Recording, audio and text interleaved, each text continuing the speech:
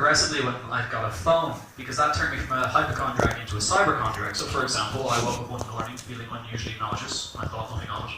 And the same thing happened the morning after, and I figured, feck it, I'll get in touch with my doctor. So I got in touch with WebMD, and it turns out this kind of nausea is perfectly normal at my stage of the pregnancy. So that's encouraging, and the baby's fine too, so I don't have to worry about that. So, yeah, are you all having a drink tonight? Yeah. Never heard less enthusiastic Germans about drinking. You have a festival in October dedicated to fucking getting hammered. You know, it's coming up to the end of the year, it's not quite Christmas, let's get hammered. But yeah, no, I don't drink, mainly because when I was younger I was an epileptic. And I know what you're thinking, a hypochondriac who's also an epileptic. Are you really modest about your breakdancing? No, I can't dance. But no, I just kind of got used to not drinking. And but also I'm trying to get in better shape, and I'm going to the gym more. And I know what you're thinking. I know what you're thinking. No, my goal for the gym is to be able to stand next to the bench press and not have people put weights on me and use me as the bar. That's the overall aim. But no matter what people say, oh, I'm going to the gym for myself, you know. No, fuck you. It's a competition with the person next to you in the gym. You could be rowing and they could be like lifting or something. I know I'm rowing way faster than you're lifting, bitch.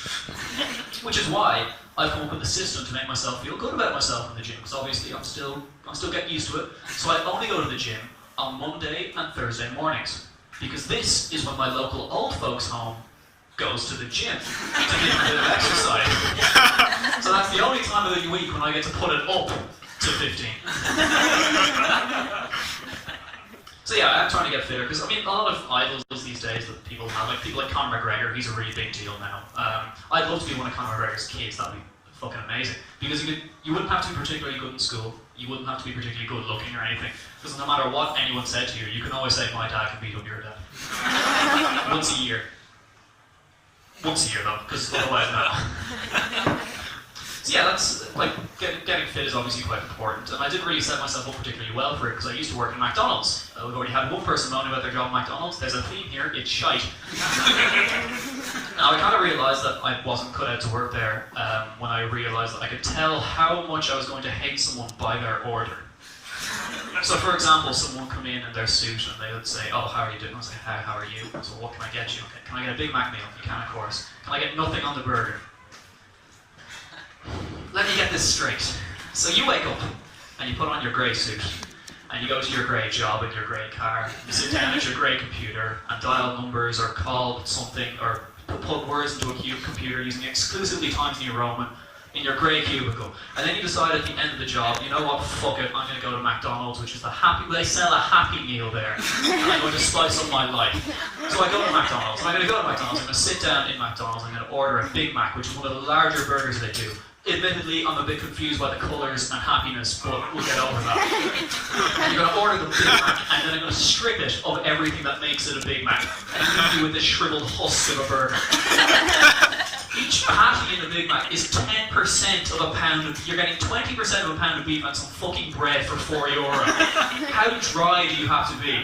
And then you're going to take your burger, and you're going to, you know, I'll assemble it on the tray for you, and then you'll say, oh, it's to go when I'm finished assembling it. And then I'll put it in a bag for you, and you're going to go home and you're going to eat it and you feel really good about yourself because you've improved your life. And you're going to have sex with your wife exclusively in the missionary position, you boring fuck. Sorry, would you like a drink? Yes. Would you like a Coke? Sure, no problem.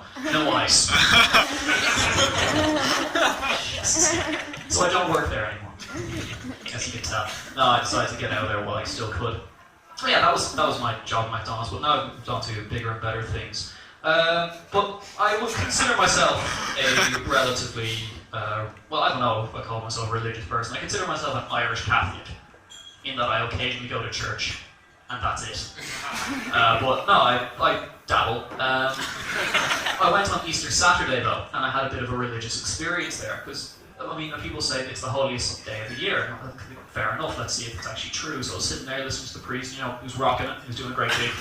But, so just a quick refresher course for those who haven't been to Mass in a while. The bit where he holds up the big wafer, that's when it turns into the body of Christ. Alright? So the priest is doing his thing, and he holds up the big wafer in his ding ding ding bells, turns into the body of Christ. And then Jesus spoke to us. Or I like to think so, because an altar boy's phone went off. But the ringtone was "I'm Sexy and I Know It" by LMFAO. Specifically the part where it says, "Ooh, look at that body." To which we had a priest kind of go, "I am." But I don't know if you can take it to, like, if that was Jesus speaking to us, you can only really say that he's a bit of a vain bastard to pick that altar boy's phone. Oh, I look really good up there, I'm way for it. So obviously we don't have any Americans tonight, so you're going to have to proxy in as American, I'm afraid, lady in the front row. How are you, American? Are you well? Oh, fine, thanks. How are you? Pretty good proxy, you'll do. Also, I'm going to ask you a question about American history in about a minute and a half. You okay with that? Oh, yeah. Okay, cool. Don't worry, you just have to say a number, but I'm sure you can handle it. Well, anyway, yeah, so Americans are a really unique culture because they're a culture made entirely of immigrants who then became extremely racist. But they also are really proud of their own race, to the point where they take their whole racial thing a bit too seriously. Like, for example, you'll have these concept of the Irish American, where you'll have some guy whose great-grandmother had sex with an Irish sailor 28 generations ago, and now, you know, he's 1 over 10 to the power of 15 Irish, but he still thinks he's Irish. So I come up with a term for these people. I call them the homeopathic Irish. That's a thinking man's joke for you.